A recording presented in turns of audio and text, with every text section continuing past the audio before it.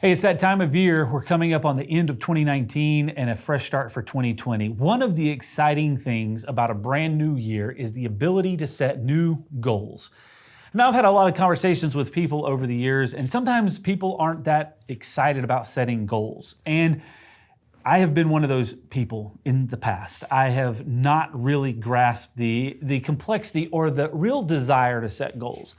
And as I have really dissected that over the years, one of the things that I realized many, many years ago was the reason that I did not want to set goals or define those goals or write them down was because I didn't want people to hold me accountable for them, and I had a heavy fear of failure. That was something that I had to come to terms with, because having that fear of not making the goal was driving me to not actually document, not put it in place, and then at the end of the day, the result was I was not chasing after that goal. And so I've read a lot and learned a lot about goals over the years, and I've learned a lot about how I focus on them in my own personal life. If I don't document a goal and if I don't follow up on that goal, then I have a very small likelihood of actually achieving it.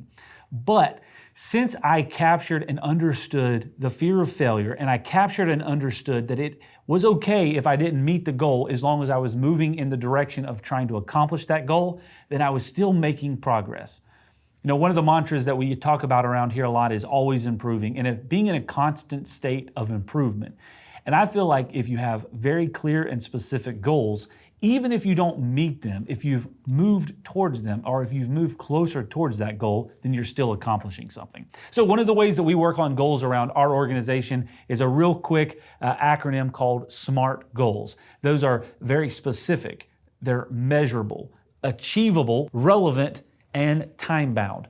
So that's the simple framework for setting the goals. As you get set for 2020, start thinking through your goals and plotting those out. And work on understanding, if you have fear of failure, this is a great time to start thinking through and putting it down and documenting it. It's the only way that you can get better is by having those goals written down and documented so that you can have accountability for improvement. Have a great week.